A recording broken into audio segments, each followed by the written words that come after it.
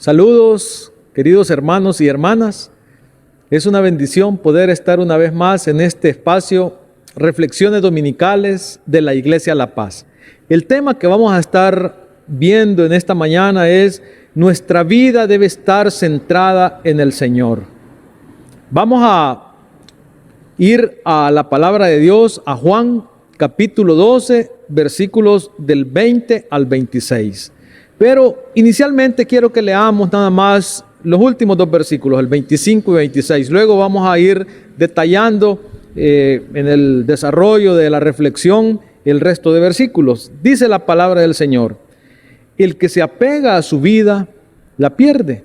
En cambio, el que aborrece su vida en este mundo, la conserva para la vida eterna. Quien quiera servirme debe seguirme, y donde yo esté, ahí también estará mi siervo. A quien me sirva, mi Padre lo honrará. Qué palabras más contundentes y confrontativas la que el Señor hace. Pero ¿en qué momento se dan estas palabras? ¿En qué momento Jesús dice estas palabras? Es en el momento en que unos griegos habían ido a buscar a Jesús. Y el primer principio que quiero que veamos es que muchos buscan ver a Jesús y nuestro deber es llevarlos a Él. Vean lo que dice el versículo 20. Entre los que habían subido a adorar en la fiesta, habían algunos griegos. Estaba desarrollando la fiesta de la Pascua, en la cual el Señor Jesús iba a ser arrestado y ejecutado. Estaba a pocas horas de que eso ocurriera. Entonces estos hombres de origen griego estaban allí en esa fiesta. Y es interesante que ninguno de los otros evangelios relata este incidente, pero es muy significativo que se encuentre aquí en el libro de Juan. ¿Pero por qué?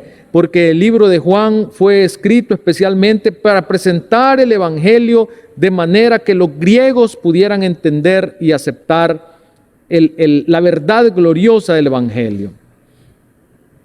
Entonces aquí encontramos a Juan narrándonos la historia de los primeros griegos que vinieron a Jesús. No debe de sorprendernos tampoco que los griegos hubieran estado en Jerusalén en una fiesta. Recordemos que ellos eran incansables buscadores de la verdad. Dentro de los griegos están los filósofos más grandes que ha tenido la Edad Antigua. Entonces, no es de sorprenderse que hubiésemos encontrado a estos griegos allí buscando encontrar la verdad. Pero, ¿cómo es que ellos habrían llegado a saber de Jesús y a tener interés en Él? Bernard nos sugiere que muy probablemente estos hombres, estos griegos que querían ver a Jesús, habían estado cuando el Señor Jesús, según nos narran los evangelios sinópticos, Mateo, Marcos y Lucas, cuando limpió el templo, cuando dijo que habían convertido su casa en cueva de ladrones y echó a todos aquellos cambistas y aquella gente que estaba traficando ahí en el atrio del templo. Muy probablemente estos hombres estaban ahí y les causó impresión lo que habían visto una persona reaccionar de esa manera. Por eso es que dice lo siguiente el versículo 21. Estos se acercaron a Felipe, que era de Betsaida, de Galilea, y le pidieron: Señor, queremos ver a Jesús. Vean que los griegos se dirigieron con su petición a Felipe, no fueron a Juan ni a Mateo, sino que a Felipe. ¿Pero por qué? Bueno, realmente no pudiéramos detallar con certeza por qué fue eso, pero sí podemos presumir algunas cosas. Una de ellas es que por Felipe tener un nombre griego, ellos pensaron que podía atenderlos con amabilidad y llevarlos a Jesús. Esa es una posibilidad. La otra posibilidad es que estos hombres también hayan sido de Betsaida de Galilea. Betsaida de Galilea era una ciudad de gentil en donde, por cierto, vivían muchos griegos en esta época. Entonces quizás pudieron haber sido amigos de Felipe, por eso es que se llegaron a él. Pero vean ustedes, Felipe quizás tuvo temor de ir de una vez a donde el Señor y se fue a donde Andrés. Y vean lo que dice el versículo 22. Felipe fue a decírselo a Andrés y ambos fueron a decírselo a Jesús. Qué impresionante lo que pasa aquí. Queridos hermanos, la gente quiere saber de Jesús. El problema es que quizás nosotros nos hacemos los desentendidos o quizás no tenemos la moral y nuestra conducta no nos permite contarles a las personas que nos rodean acerca de Jesús. No perdamos de vista entonces que muchos buscan a Jesús. Nuestro deber es llevarlos a Él. Ahora bien, seguir a Jesús implica el fin de una vida centrada en uno mismo. Las palabras que leí al principio, sería difícil para una persona que quería seguir el camino, quería seguir a Jesús. Podía haber dicho, uy, qué duro, qué difícil es esto. Pero veamos cuáles son las palabras antes que el Señor Jesús le responde a Felipe y a Andrés, y me atrevo a decir también a los griegos que habían llegado a buscarlo. Vean lo que dice: ha llegado la hora de que el Hijo del Hombre sea glorificado, les contestó Jesús. Cuando la gente de la época de Jesús escuchaba que el Hijo del Hombre sería glorificado, pensaban de que había llegado el momento de que Dios interviniera y que viniera a liberar a su pueblo de la opresión del imperio y comenzar una nueva era, que Dios, por medio de un hombre, de el Hijo del Hombre, el Hijo de David, por cierto, inauguraría un reino el cual traería paz, justicia, etcétera. Pero el Señor Jesús no estaba pensando en esos términos. El Señor Jesús estaba pensando que sería glorificado, pero en la cruz.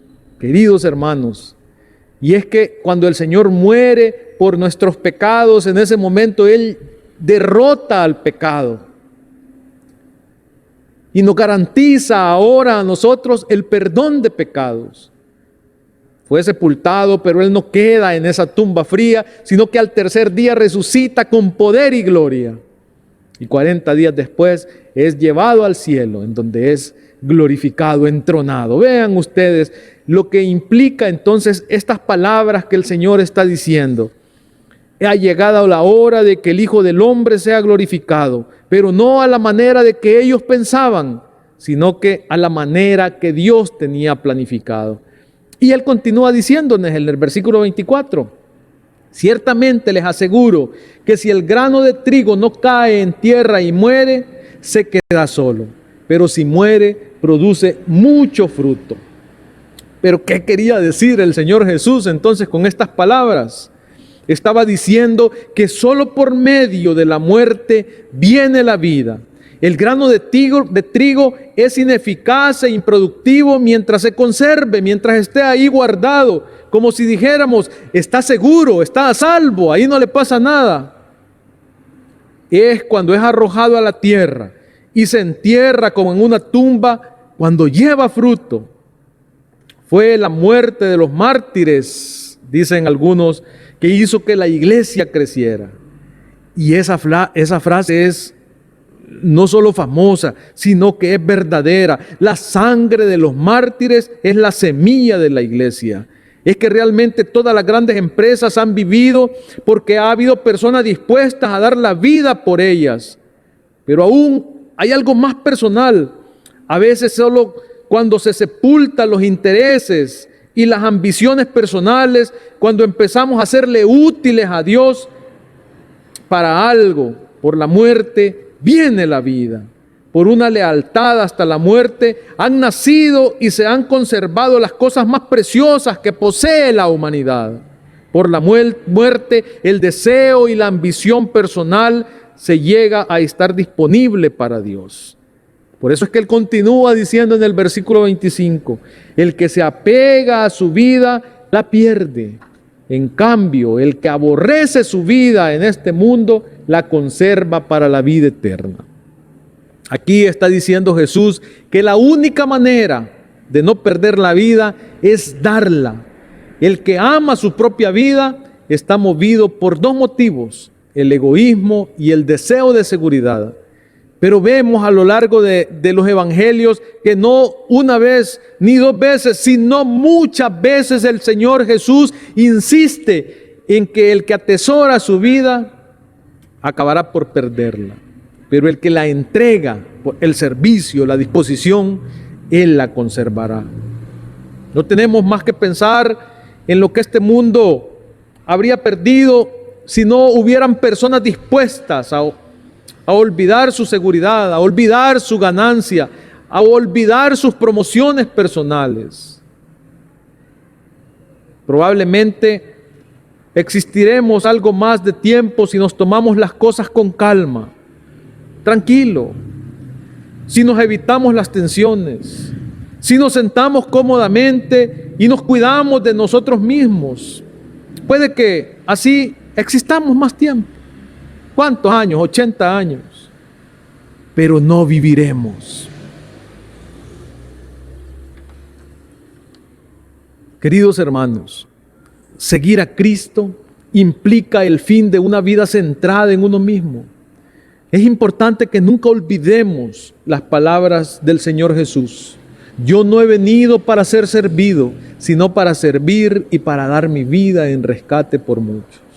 Usted y yo, querido hermano, querida hermana, hemos sido llamados a eso, a servir, a hacernos a un lado nuestros intereses personales, particulares, y velar por los de los demás. Esa es la vida que el Señor desea. Pero veamos el versículo 26.